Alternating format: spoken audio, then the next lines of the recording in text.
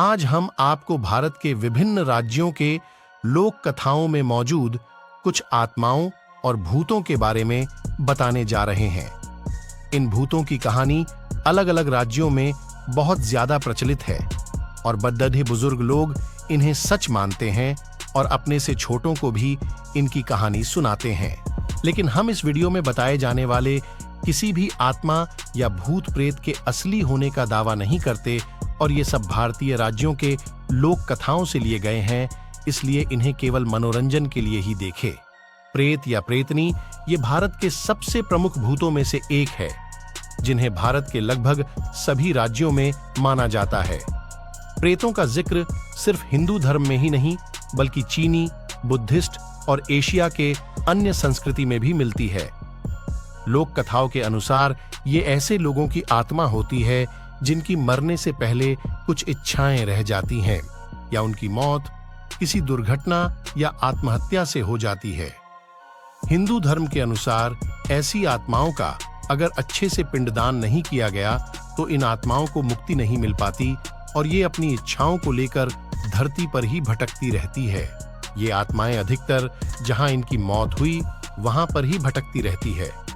उसके अलावा ये किसी घर, किले, जंगल या श्मशान के आसपास मिलते हैं।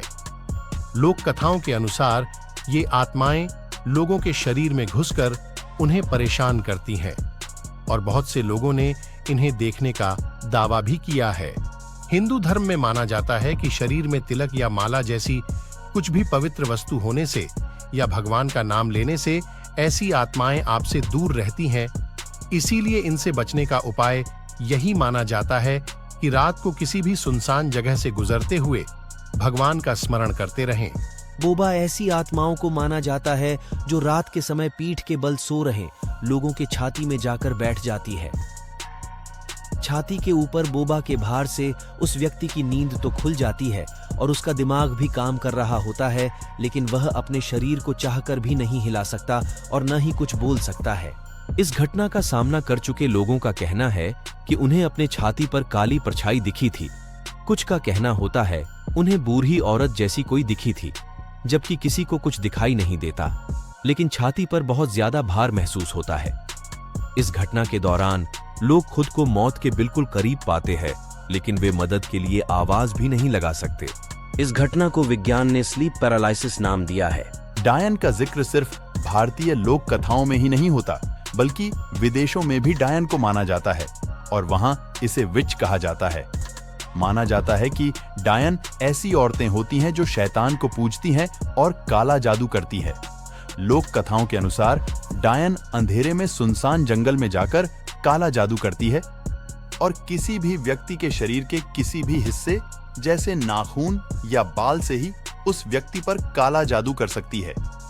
डायन अपनी शक्ति बढ़ाने के लिए किसी बच्चे या अपने ही परिवार के किसी सदस्य को मारकर शैतान को उनकी बलि देती है। माना जाता है कि डायन की लगभग सारी शक्ति उसके बालों में होती है और उसकी बालों की लटे हाथ की तरह भी काम करती है। भारत में डायन को इतना ज्यादा माना जाता था कि बहुत से ग्रामीण इलाकों में किसी मासूम औरत पर काला जादू या डायन होने के आरोप में जिंदा जला दिया जाता था। दुंड भारतीय पौराणिक कथाओं में बताए गए ऐसे भूत या आत्माएं होती हैं जिनकी मौत युद्ध के दौरान हो गई होती है। दंड का सिर कटा हुआ होता है और वह रात के समय अपने घुड्डे में सवार होकर सुनसान जंगलों में भटकता है। उसके एक हाथ में तलवार होता है तो एक हाथ में उसका कटा हुआ सिर होता है।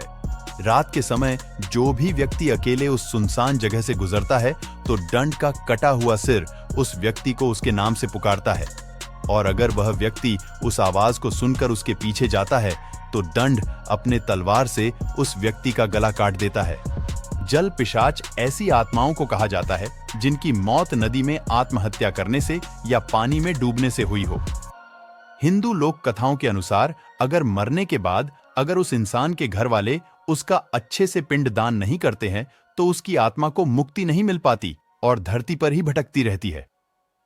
जल पिशाच भी ऐसी ही आत्माएं होती हैं और नदी नालों या किसी तालाब के आसपास पाई जाती है और जो भी व्यक्ति रात के समय अकेले में नदी या तालाब के किनारे जाता है तो जल पिशाच उसे भी पानी में डुबोकर मार देता है।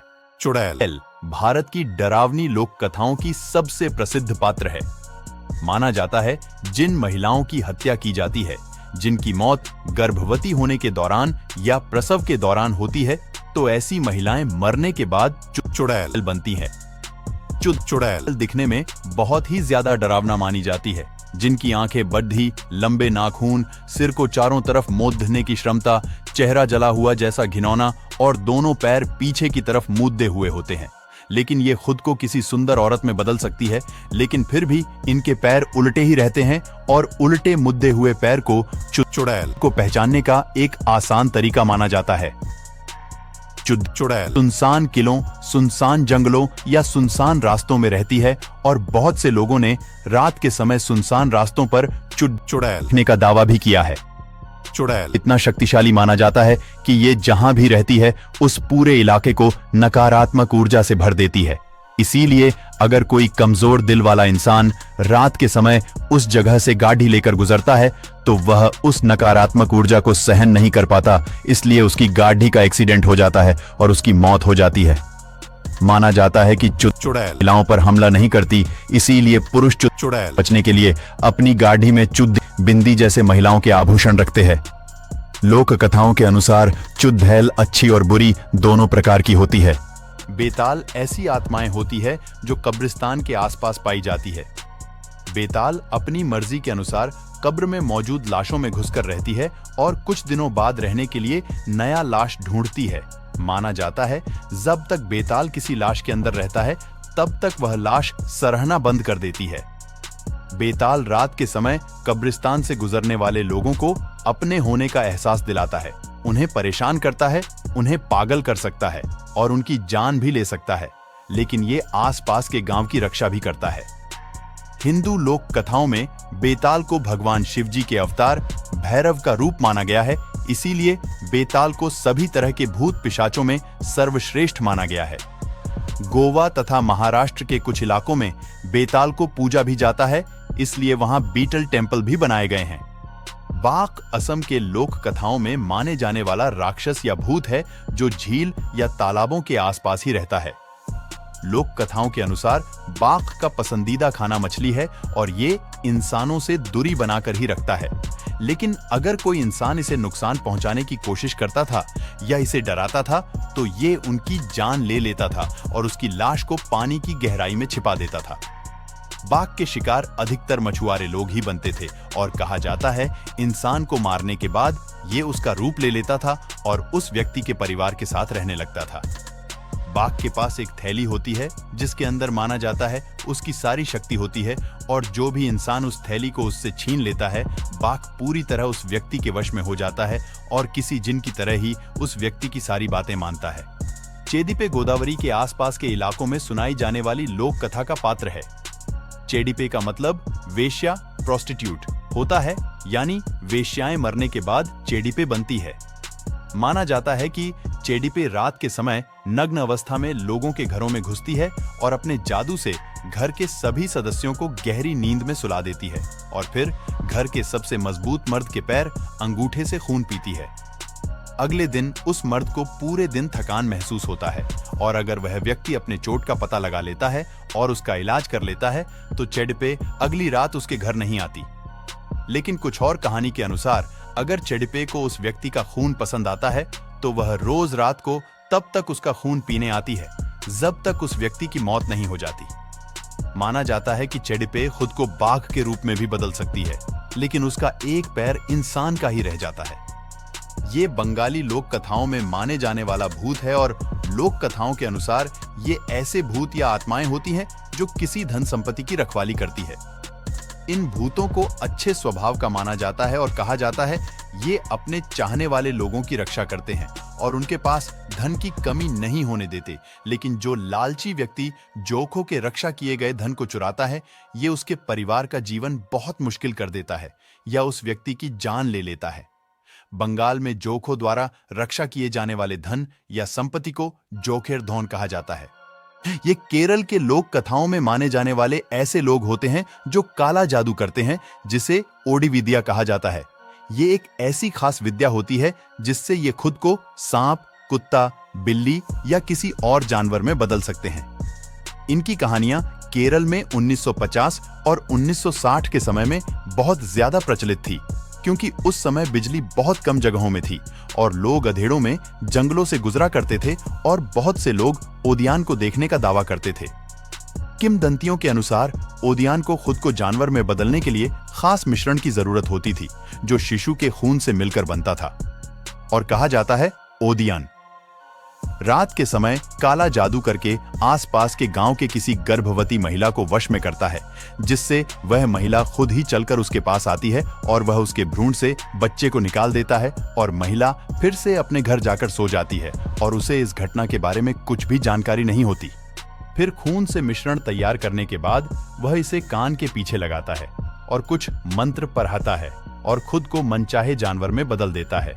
और यह जानवर किसी आम जानवर से अलग होता है, क्योंकि इसकी या तो 3 टांगे या 3 आंखें होती हैं और अंधेरे में इसको देखकर कुछ लोग तो डर से ही मर जाते हैं, जबकि कुछ लोग इस अजीब जानवर को देखने के लिए इसके नजदीक आते हैं और इसके छूने मात्र से ही उस व्यक्ति की मौत हो जाती है। निशिर दाक एक बंगाली शब्द है, जिसमें निशिर का मतलब रात और दाक का मतलब पुकार होता है। यानी निशिर दाक ऐसे भूत होते हैं जो रात के समय किसी के प्रियजन परिवार के सदस्य की आवाज निकालकर लोगों को पुकारती है। जो भी व्यक्ति इस आवाज को अपने परिवार वालों की आवाज समझने की भूल करके इस आवाज के पीछे चला जाता है, तो वह व्यक्ति निशिर दक के वश में हो जाता है और निशिर दक उसे कुछ दूर सुनसान अंधेरी जगह में ले जाकर अपना असली रूप दिखाती है और फिर उसे जान से मार देती है। माना जाता है कि निशि ज्यादातर अमावस्या के रात ही आती है और लोगों के घर के दरवाजे के बाहर से परिवार के किसी सदस्य की आवाज निकालकर दरवाजा खोलने के लिए कहती है, और अगर कोई उसके इस छलावे में पढ़कर दरवाजा खोलने जाता है, जो वह उसके वश में हो जाता है। लोक कथाओं के अनुसार निशिर दक सिर्फ 2 ही बार आवाज लगाती है और व्यक्ति अगर 2 बार पुकार के बाद भी नहीं आता तो वह किसी दूसरे को शिकार बनाने के लिए चली जाती है। इसीलिए कहा जाता है कि रात को अगर कोई आपको दूर से आवाज लगाता है या आपसे मदद मांगता है तो आपको उसके 2 से ज्यादा बार कहने तक रुकना चाहिए। वीडियो पसंद आ गई तो लाइक, शेयर एंड सब्सक्राइब करें।